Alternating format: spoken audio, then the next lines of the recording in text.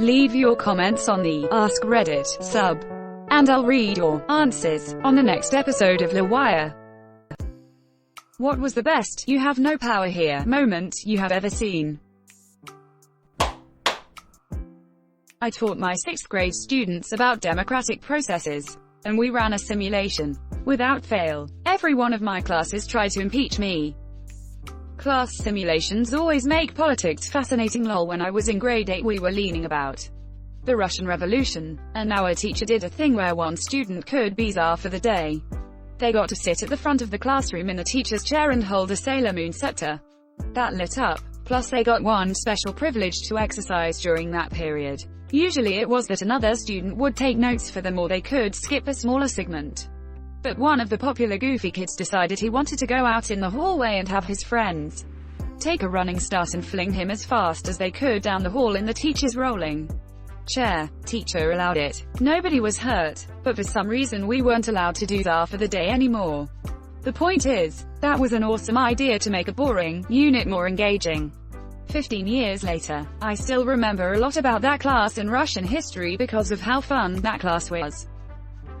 Had a psychology class, and as a small 10-minute example the teacher labeled half of the room their Windows team because they sat near the window and half of us the door team because, you guessed it, we sat near the door. 15 years later I still see a guy from that class like once every 3 years in passing and we always exchange "fricking windows, yay we'll frick you doors."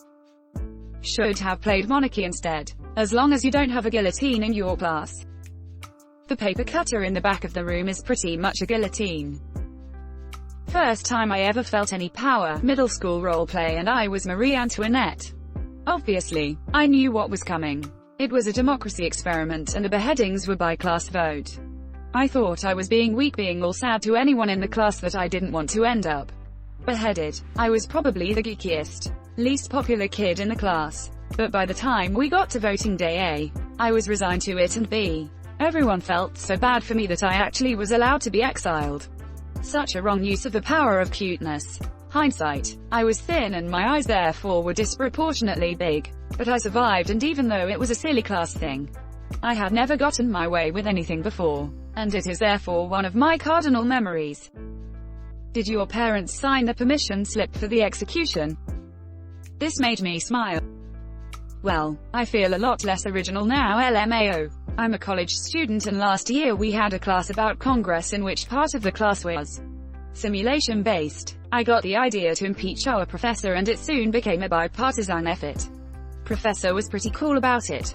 When we submitted the articles, one of which included accusing him of murdering Jeffrey Epstein, he jokingly banged his fists on the table and called us all traitors. After the impeachment vote passed, the speaker told him the Senate will decide your fate, and he was in the loop enough to know that. The acceptable response was, "I am the Senate." Edit. We did end up successfully removing him from office. Before these shenanigans started, I asked him casually who the VP was. You know, in case the Senate ends up in a tie vote. As a result, we already knew who his successor would be. In this case the tar. Edit 2, because some people seem to have trouble believing this is a real story. Here is a link to an excerpt from a memo I had to write near the end of the semester. You can see references to the impeachment on the lower left-hand corner. Along with Epstein, my professor was also pretty young, so it's not really surprising that he'd know a lot about the Star Wars prequels. My Gov teacher had the class do a filibuster in a fake Congress scenario. And some guy from the theater class completely monopolized the whole time. I think he was reciting lines from the performance they were doing at the time. It was pretty wild and we ended up getting extra credit because we won. That professor sounds amazing. Just from what you told me now he's already up there with my last math teacher who made math memes. And let us make some as well. He also got other teachers into Pokemon Go during a school holiday, which was pretty hilarious to witness. Your professor. This is outrageous. It's unfair. How can you be the professor in charge and not have dictatorial authority? Quote. Take a seat, young you. IT spread. We had an HR lady who was extremely power-hungry. She is walking around with the president of the company who flew in from Japan. She rushes him though the warehouse. Just spits out, "Oh, these are the warehouse guys, we don't have to stop and talk to them." He stops, walks over and starts talking to me about my last vacation. how buying my house went. You could just see her fuming behind him as we talked for almost 45 minutes. I've had multiple meetings with him, we knew each other really well. I don't think he liked her and drug it out on purpose, but I was thrilled to see her just standing there bored as hell. Sounds like the HR department at the warehouse I used to work at. It always blew my mind because the place was a distribution center. The guys in the warehouse were literally the most important staff in the building, since we were the ones picking the orders and sending them to the trucks, but anytime you had to talk to them, they treated you like a nuisance. Frick has always had huge lunches and social gatherings and whatnot for the office people. Almost never for us. I didn't feel much sympathy when a huge chunk of everybody in the office got laid off. And not a single order picker lost his job. Edit. Goddammit, I've never even seen a full episode of The Office. That shows you who really counts. That's usually the accountants. They suck too. HR lady doesn't seem to care about human relations. I've come to terms with the fact that HR is absolutely not there to protect workers. They're there to protect the company. Edited to add, which is fine, but the way they go on about being there for the employees, or whatever the F, is such nonsense. Just be upfront. Oh honey, that's why it's called resources, not relations. I don't have a relationship with my furnace. Lol. She would order lunches at work for beating goals only for office people. Production and warehouse teams would come in and be told, oh, none of this is for you. But we make and ship the products, but that doesn't matter, I guess. Unfortunately, that's not uncommon. I make sure to buy our production and warehouse teams food and beer because even though they don't have anything to do with my job directly, they're the reason the rest of us can even have our jobs. I hate the way they get treated by other managers, directors at my company. Motherfricker, you try working in a 100-degree warehouse for 10 hours a day for low pay and see how you like it. We always treated sales and service the same at work. Sales brought in money, but service kept the customers coming back and trading up. You give crappy customer service, you get crappy customers. Every Friday we would have a barbecue set up in the parking lot for sales. Service, even any customers that were there. Service got bonuses for good reviews, parties when they hit their numbers, and we had portable AAC units for each service bay. We had employees that were there from day one. Some were with us for 18 years. Good. Motherfrickers that wanna sit there and say warehouse work isn't even worth $10 an hour get nothing but derisive laughter from me. The idea that any work isn't worth $10 an hour is absurd to me. Well, we have a lot of guys worth $500 plus mil that try really hard to convince the guys making $35 an hour that the guys making $9 an hour are gonna frick up the whole system if they get raises to $15. When I was working customer service for a restaurant delivery service, not unlike DoorDash, I had a customer send in a complaint about hair in their food. The hair was sitting on top of the food. I checked their account, and they had one order on their account, which is a red flag. I checked their phone number and find multiple accounts, each other 1 to 2 orders, all of them complaining about hair in the food. I deny a refund because the customer has actually used the same identical photo for the last order, since they ordered the same thing. The customer tries to argue with me, threaten to never use the service again. Typical stuff that they always say. Eventually the customer gives up and ends the call, then immediately tries again. I get the support request, see who it is, then deny the refund again. She ends the call, then tries again. The person behind me gets the call. I tap the person on the shoulder and show them what I pulled up on my screen, and that person denies the refund. The next day she calls back and tries again and is outside of the refund window. So the customer demands to speak to a supervisor. The supervisor bans her from the service for multiple fraudulent refund requests. The customer tries to argue with me, threaten to never use the service again, so we agree. Great. Quote.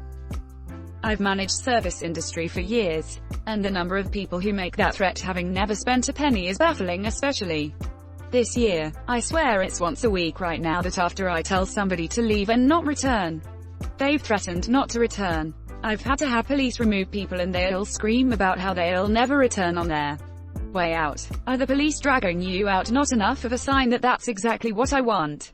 What about the criminal trespassing notice you got? Some people just cannot fathom that they're not wanted everywhere by everyone. Some dudes would walk in for the first time and loudly declare, I'm finally here. Like they just got back from liberating France and it was just a big ol' red flag that declared, I will demand special treatment the entire time I'm here.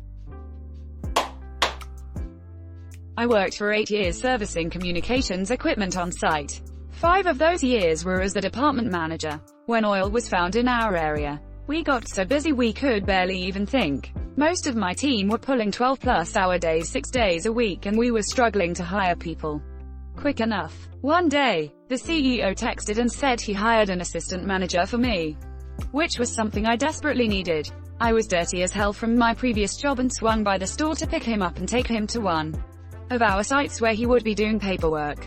The moment he got in the truck, he immediately started talking crap. He started telling me about how everything we were doing is fricked up and the department manager, less than my name greater than, was a total moron and he would have my job within a few months.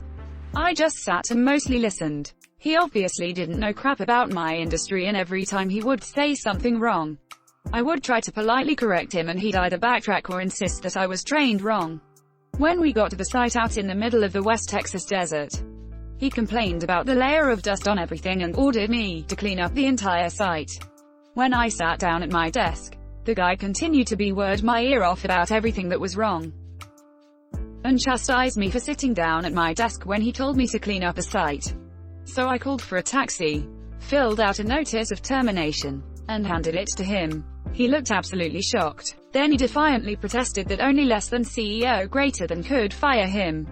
I said, in less than my name greater than. Right. He sheepishly nodded, so I stuck my hand out for a handshake and introduced myself. I can teach anyone how to service equipment, but I don't have a clue how to teach someone to not be in butthole. I had a boss whose #1 hiring philosophy was, we can teach people work skills, but we can't teach them what their parents should have taught them. Been a guiding principle for me when hiring ever since. As my previous foreman would say, I can fix dumb but I can't fix stupid. I wonder what that butthead is doing now. I hope for his sake he learned some humility, but you really never know. I saw him a few years ago managing a Firestone. I didn't stop to say hi. One of my new employees came from a competitor who is, shall we say, not as put together as we are. Her former boss had actually called me to yell at me about poaching his consultants, which, in and of itself, is weird enough. However, a few weeks after she started, the dude rolled up to our office. He had apparently been calling her to get her to finish an analysis for him and she just ghosted him. I went to the lobby to see what the frick he was doing here.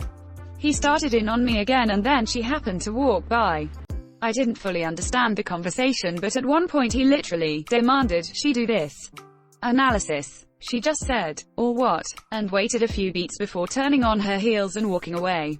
I did the old hand on his back, point to the door, universal symbol for leave or a large security. Man will make you leave. Never heard from him again. She just said, or what, and waited a few beats before turning on her heels and walking away. Brilliant. I've got a similar story. Many years ago, we fired a salesperson. She was a compulsive liar and unethical as hell. She was also living under the delusion that the place would fall apart without her, and that we'd be begging her to come back in a couple of weeks. So it didn't sit too well with her when we hired her replacement. His first day on the job, she called him up to cuss him out for stealing her job. Later that day, she called corporate. I understand their conversation went like this. That bastard's trying to steal my clients. He's going around town telling people he replaced me. Corporate. He did replace you. Harass him again or any other employees and we're calling the cops. That finally convinced her that we weren't going to be begging her to come back. Edit. Typo. Compulsive liar and unethical. Sounds like a great salesperson. Edit. Thanks for the awards. What you don't know is that I'm a crooked salesman looking for awards. Parents thinking their children are actually their slaves. Parents can be idiots at times. My mother suggested that I move into a 2-bedroom place so that when she and my father are in town, they'll have somewhere to stay. I asked her where the hell she thinks the money for possibly double the rent I'm currently paying will come from. She thinks it's still the 70s to 80s.